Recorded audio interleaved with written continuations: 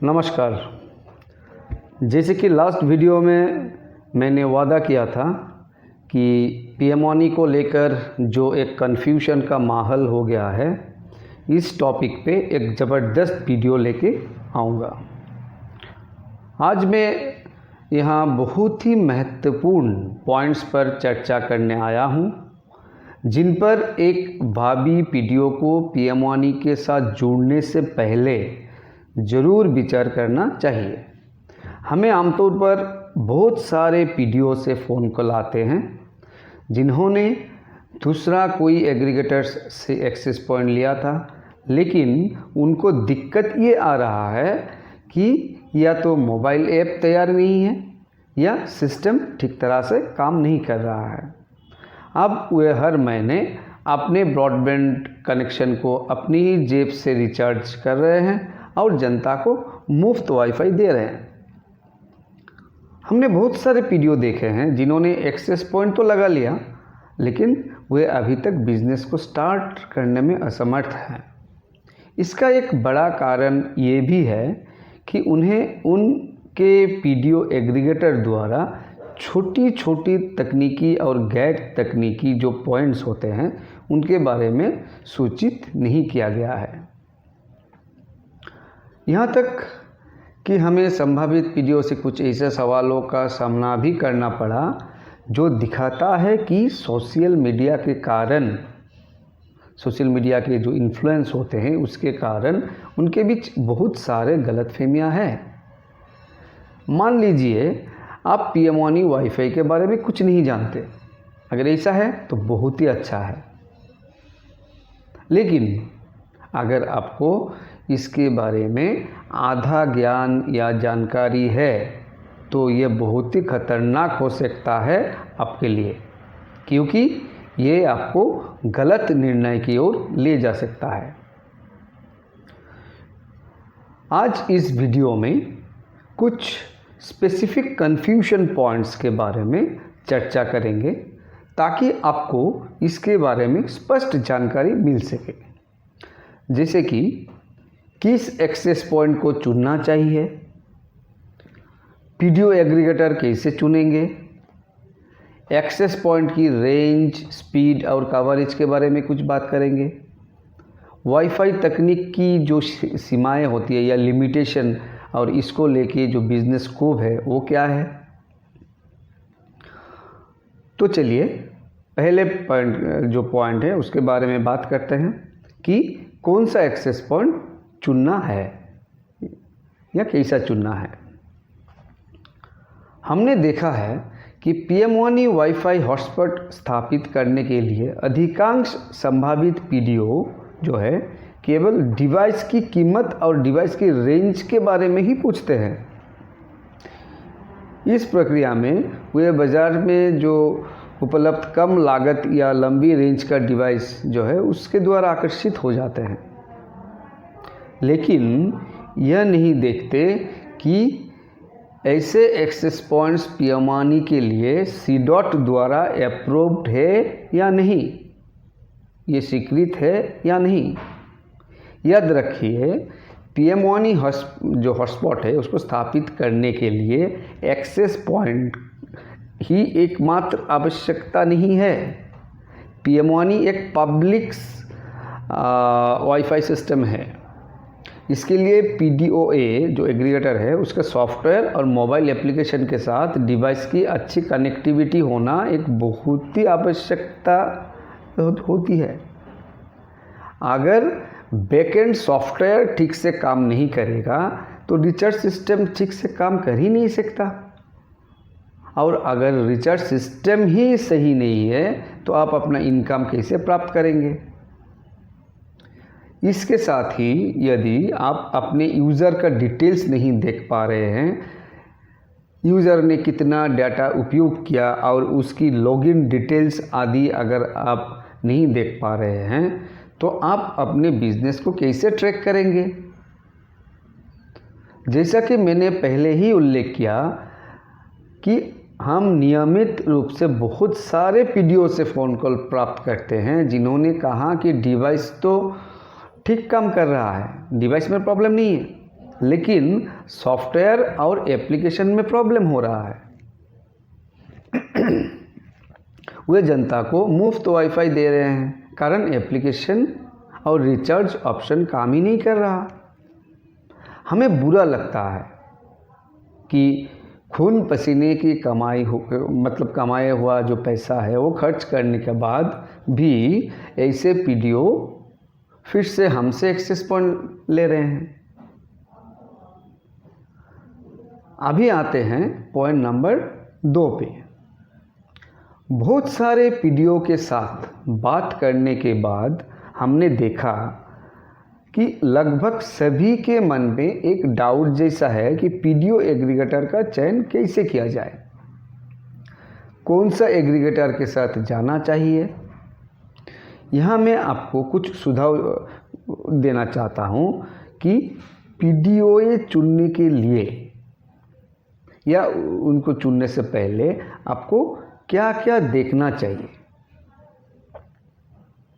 सबसे पहले आपको पीएम वानी की वेबसाइट जो pmwani.gov.in पर जाना चाहिए और पीडीओ एग्रीगेटर और ऐप प्रोवाइडर की लिस्ट चेक करनी चाहिए।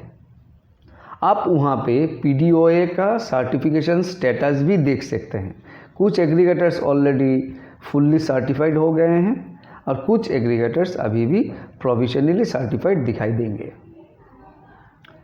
पीडीओ एग्रीगेटर कंपनी की क्रेडेंशियल, उसका बैकग्राउंड, उसका एक्सपीरियंस और एग्जिस्टेंस मतलब कंपनी कितने पुरानी है इसकी भी जांच जरूर करें।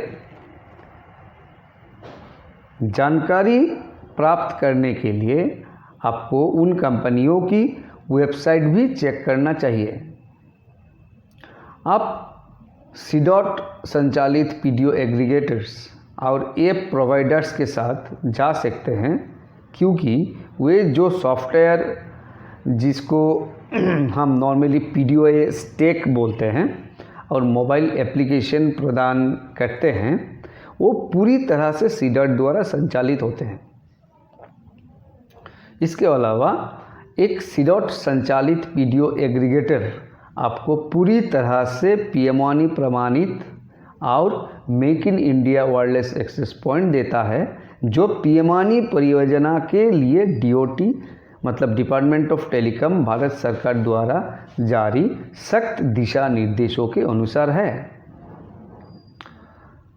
अब प्रश्न ये आता है कि सीडॉट संचालित एग्रीगेटर की पहचान कैसे करें। आप जिस एग्रीगेटर से जुड़ना चाहते हैं उनसे एक्सेस पॉइंट का डिटेल्स मांग सकते हैं। यदि आप डिवाइस में सीडॉट के लोगो देखते हैं, उसकी मतलब है कि एग्रीगेटर सीडॉट संचालित है। अब सीडॉट संचालित ऐप प्रदाता जो ऐप प्रोवाइडर है उसकी पहचान कैसे करेंगे। उसके लिए आपको उनके मोबाइल ऐप का नाम पूछना चाहिए, फिर गूगल प्ले स्टोर पर जाएं और ऐप इंस्टॉल करें और इसे खोलें। अगर आपको पहली स्क्रीन में ऐप प्रदाता का नाम और सीडॉट की लोगो दिखाई देता है तो उसकी मतलब है कि आप ऐप प्रोवाइडर सीडॉट मतलब ये जो ऐप प्रोवाइडर वो सीडॉट संचालित है। और एक बात यहाँ पे मैं बोलना चाहूँगा कि आपको पीडीओ एग्रीगेटर की स्थान मतलब वे कहाँ से है, कौन सा स्टेट से है, इस बारे में ज़्यादा चिंतित नहीं होना चाहिए। आप किसी भी एग्रीगेटर के साथ जा सकते हैं, क्योंकि हर एग्रीगेटर को लाइसेंस पैन इंडिया बेसिस पे दिया गया है। आप अगर ऐसा सोच रहे हैं कि एग्रीगेटर आपके लोकेशन के करीब हो तो ये आपके लिए फ़ायदेमंद होगा, वास्तव में ये कोई मायने नहीं रखता है, क्योंकि आपको जो एक्सेस पॉइंट मिलेगा वो प्लग एंड प्ले सिस्टम में होता है। ये पहले से आपके लिए कॉन्फ़िगर किए हुए होंगे और किसी भी एग्रीगेटर को एक्सेस पॉइंट इंस्टॉल करने के लिए आपको मतलब आपके स्थान पर जाने की आवश्यकता नहीं है।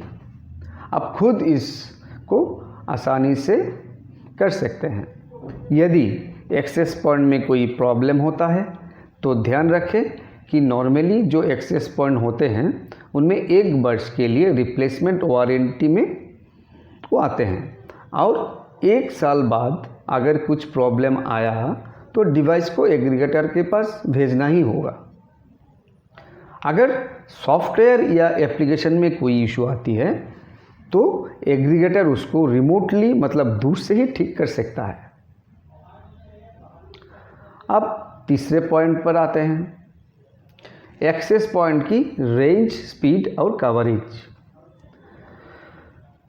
पीएमओनी पब्लिक वाईफाई हॉटस्पॉट सेटअप करने के लिए हमेशा याद रखें कि 100 metre omnidirectional access point ही आदर्श है या आइडियल है।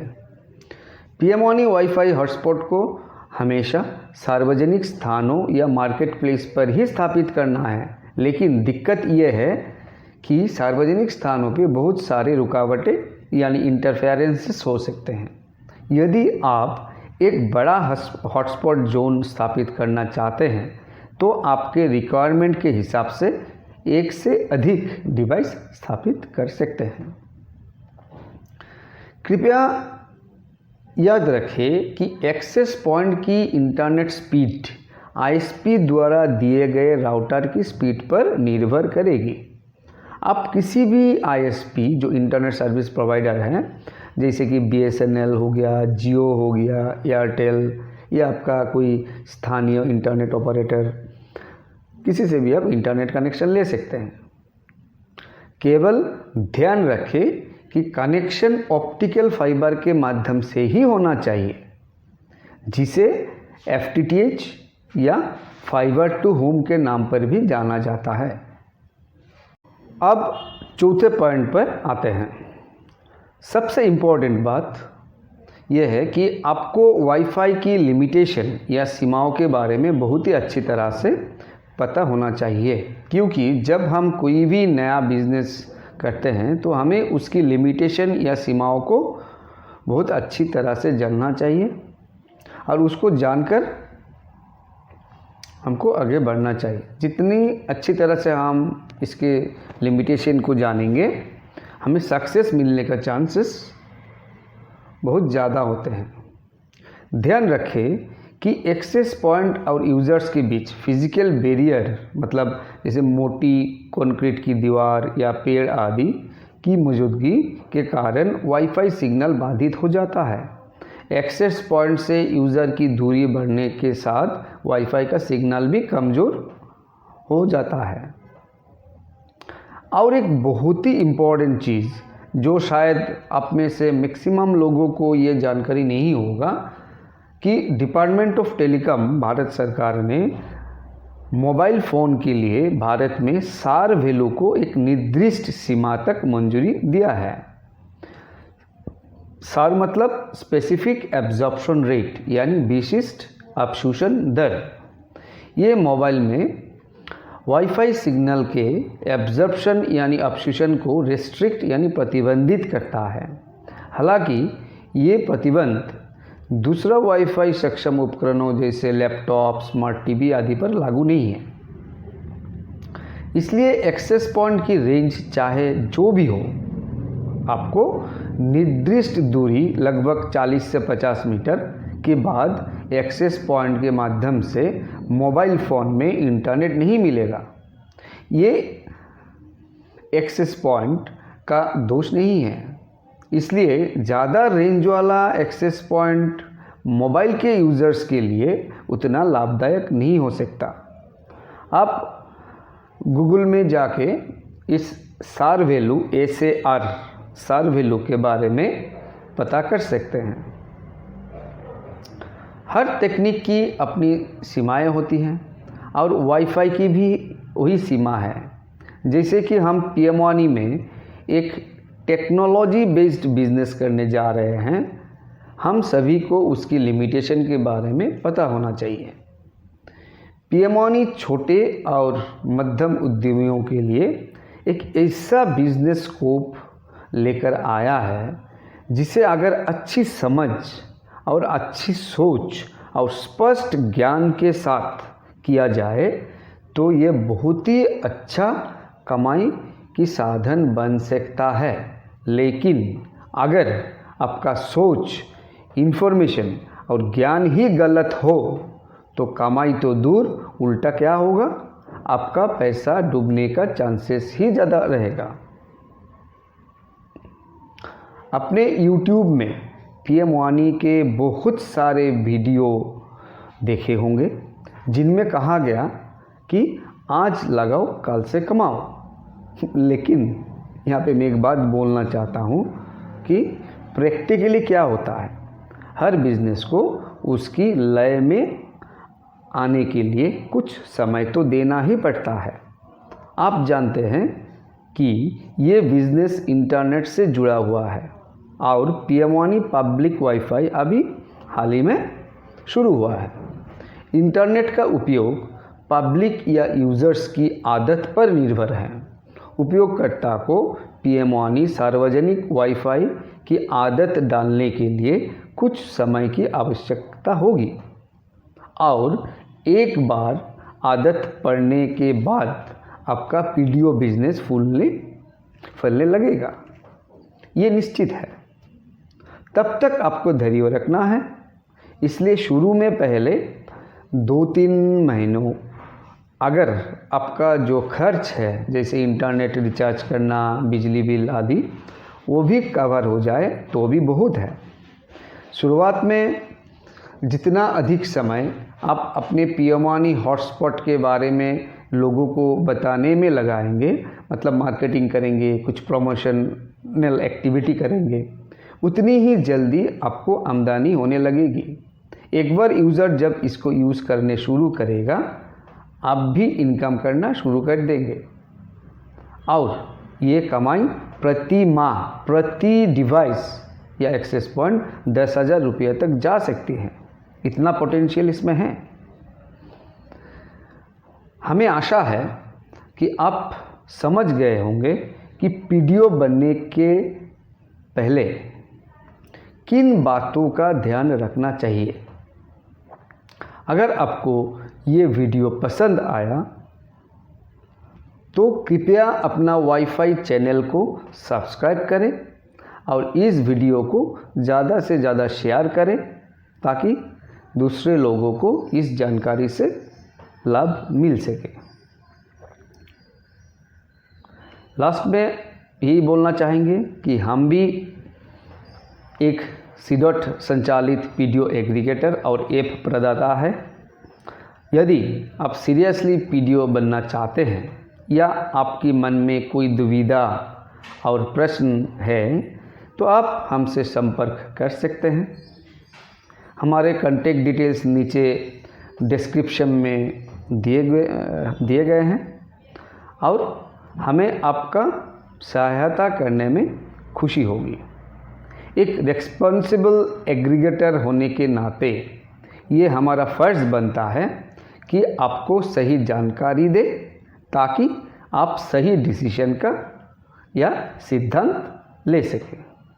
थैंक यू मुझे सुनने के लिए।